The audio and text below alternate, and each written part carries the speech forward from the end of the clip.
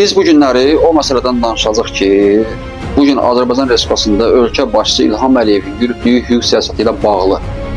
Bu nədən ibarətdir? Bu ondan irəli gəlir ki, Azərbaycanda baş verən hadisələr, yəni hüquq müstəvisində həbslər, qohumluq əlaqələri olanlar, Ramiz Mehdiyev dövründə baş vermiş bir-birinə qohumluq əlaqəsi olan şəxslərin həbsi ilə bağlı gedir. Belə ki, qanun pozuntularına yol vermiş şəxslər və bu günləri Dövlət Təhlükəsizlik Xidmətinin apardığı istintaq nəticəsində müəyyən bir insanlar ifşa olunur, hansı ki, o istintaqdan bağlı sirr əhəmiyyət etdiyindən biz onları açıqlamasını vermirik.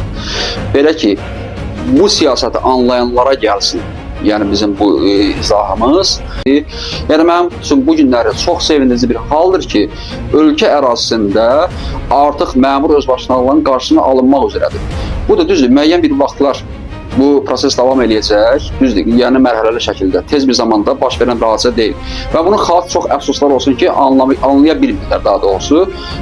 İnşallah ki, biz bu müstəvidə olan hüquq siyasəti ilə bağlı göstəriciləri çəkib, bizi anlayanların, yəni bu siyasəti anlayanların diqqətinə çatdırılmasını təmin edəcək. Başda baş prokuror olmaqla, Dövlət Təhlükəsizlik Xidmətinin sədri Ərin Ağayev, Daxili İşlər Naziri Vilayət Eyvazov və onların tabeliyində fəaliyyət göstərən bütün hüquq mühafizə orqanlarını buradan şəxsən mən dərin minnətdarlıq bildirirəm.